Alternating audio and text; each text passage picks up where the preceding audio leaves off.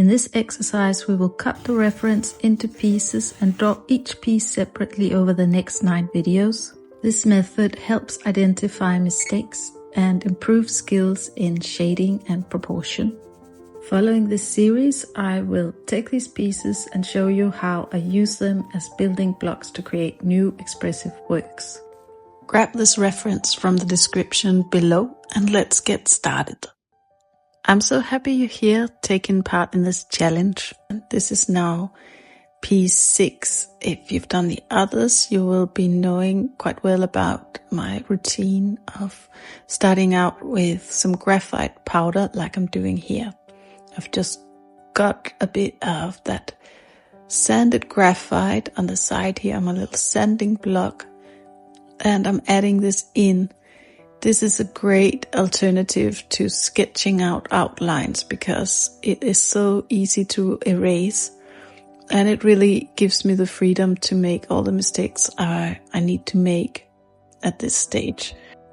I'm really loosely trying to map out where these big shapes are located, and I'm trying to look at my reference in shapes. So there's that kind of triangle. There's a little triangle of light over here that I'm trying to match in shape and in brightness. And then the shoulder itself also kind of forms a triangle, as well as the dark part of this reference. And I'm just looking at these big shapes.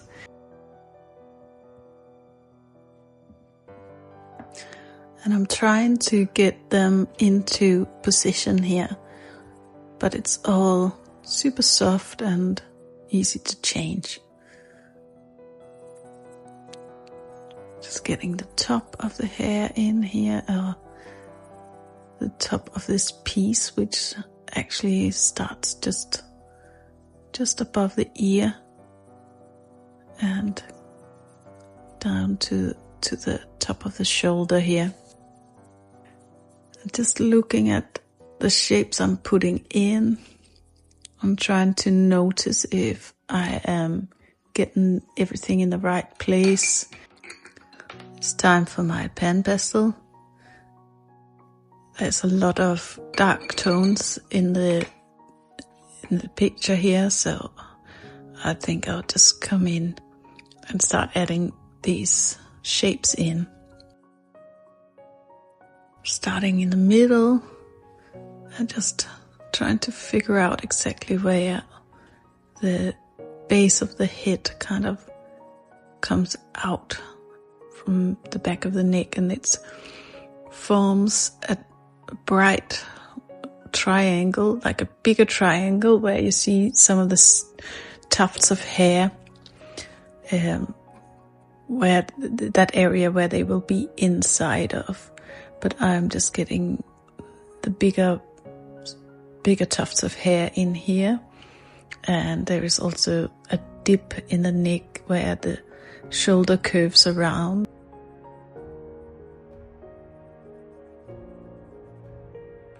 I'm trying to see the shape here. Get that in proportion. And also make sure that it comes down at the right height. So just bringing it down a little bit now with an eraser, looking carefully at my reference. I'm just really trying to match what I've got over here, and I've got a bit more of a curve on the shoulder that I'm trying to get in here. And it's all really soft in this area, and I'm really trying to get that transition in the shading as smooth as possible, but as accurate as possible as well. I gave myself 10 minutes for this exercise, but I pretty quickly lost complete track of it, and then I also realized in hindsight that this piece is quite big, so I'm not gonna be too strict about the 10 minutes. So the drawing session for this one is more like 15. I'm just looking at this dip in the shoulder and really trying to get it feeling like an actual shape. Everything on the top of this picture is quite dark, so there's not really many details in here at all. But there are just some hints at a few things going on, a couple of stray hairs coming across, forming a kind of an X shape. And I think one thing that is really important for this picture is trying to get that ear placed correctly, and it's so hard to see it, so it's easy, I think, to accidentally exaggerate it because we know there's an ear there.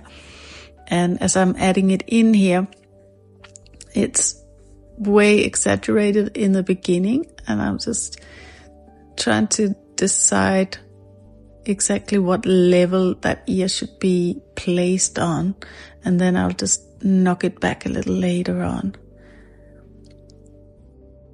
But as you can see, I like to kind of just jot things in very loosely and then bounce around, because as you start adding things in, you realize mistakes that you've made in earlier stages. And I'm realizing here that this white triangle where I'm going to place in some tufts of hair is placed a bit too high, so I'm going to just bring that curve around the back.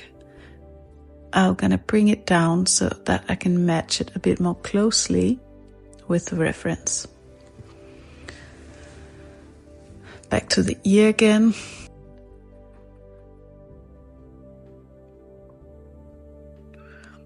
Looking at this tuft of hair coming down and forming that X shape with the other bit of hair coming around from the back. And I'm just trying to get the direction of this in place.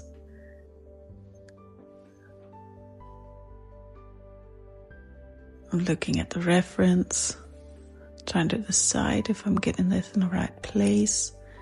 There's a couple of stray hairs. I need to take the whole thing down a little tone or two. And we need to start adding in these hairs coming out from behind her shoulder. I'm trying to get these neatly placed in as closely to the reference as I can.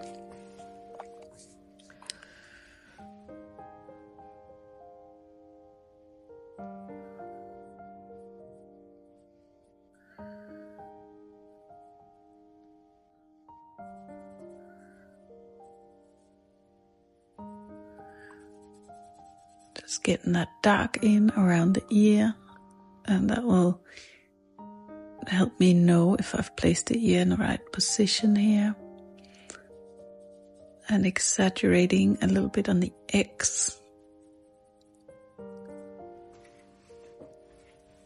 I just keep looking back and forth between my reference and my drawing.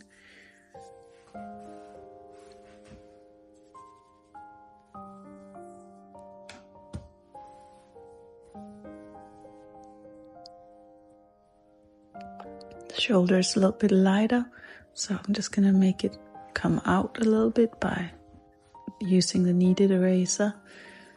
And whenever I've used the kneaded eraser, I always seem to need to come in with a brush and just smoothen it out a little bit more.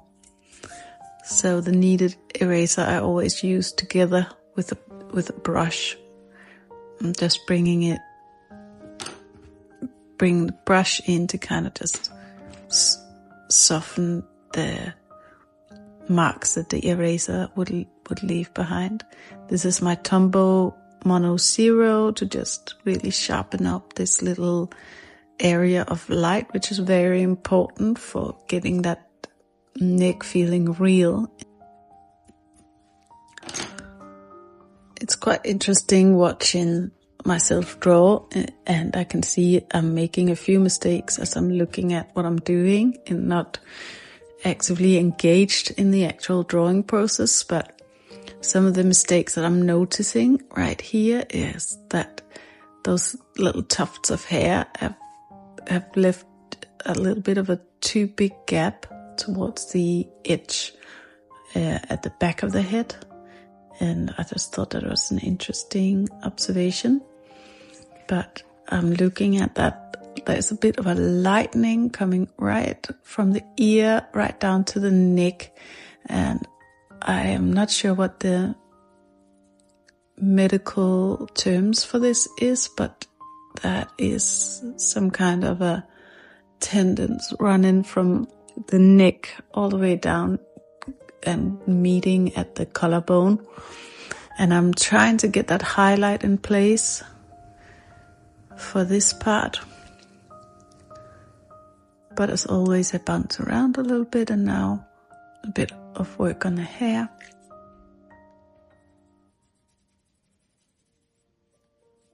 You can also see at this stage of the drawing, the ear is too bright in relation. If you look over at the reference, the ear on my picture stands out much more than it does in the reference.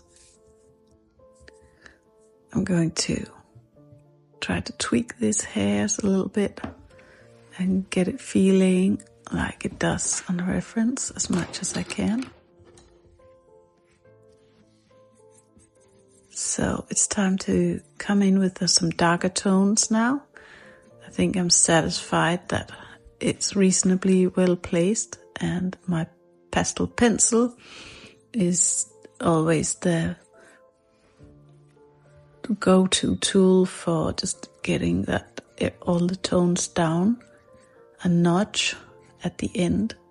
And also when I'm satisfied that I've placed everything in the right place, more or less, that's when I bring the pastel pencil out. It's much harder to erase this one, so once that is being erased, that those bright whites won't really come back out again completely. Here I'm trying to move these bits of hair a little bit into the position what I see in the reference.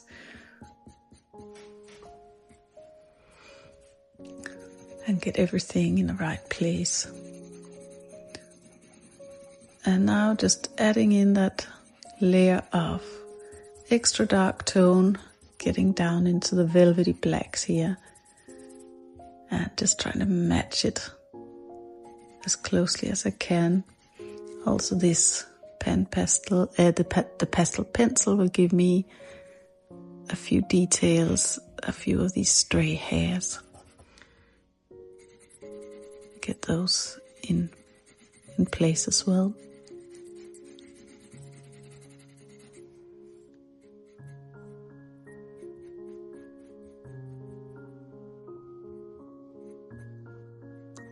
Just putting in some of these tiny touches here to just match the reference as much as I can. And I'm coming towards the end of this drawing on this piece now. Obviously you could go on for quite a while if you really wanted to hit the hyperreal expression, but I am just going for an exercise that will really improve my skill in identifying and drawing value.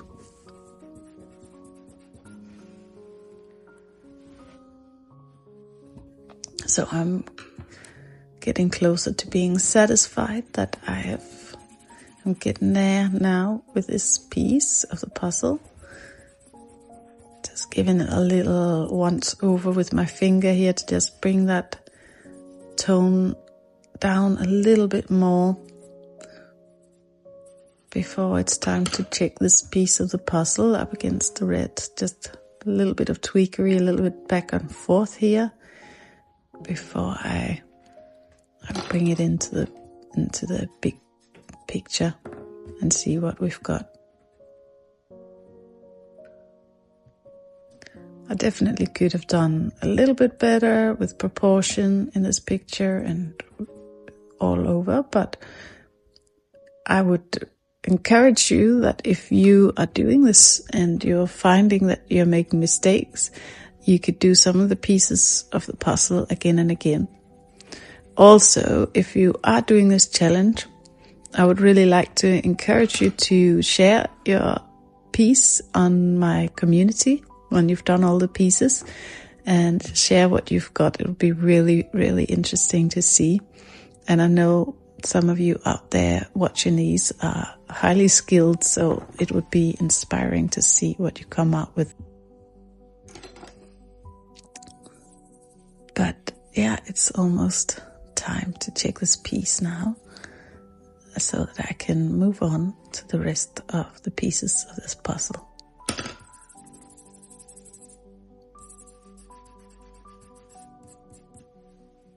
I'm gonna fit this piece that I've drawn into the actual photograph to see how well it holds up against the shade in the picture that I was trying to recreate. And I think this looks pretty good. That's it for today's exercise. I hope you will come back and join me for the next pieces of this puzzle. If you like this content, don't forget to press subscribe. I'm always thinking of new ideas in order to improve my drawing skills, and I would love to share those with you, so I will if you come back for more. If you stayed here with me to the end, I would love to hear from you what you thought of this exercise. If you enjoyed it, thanks for watching. Take care. Bye.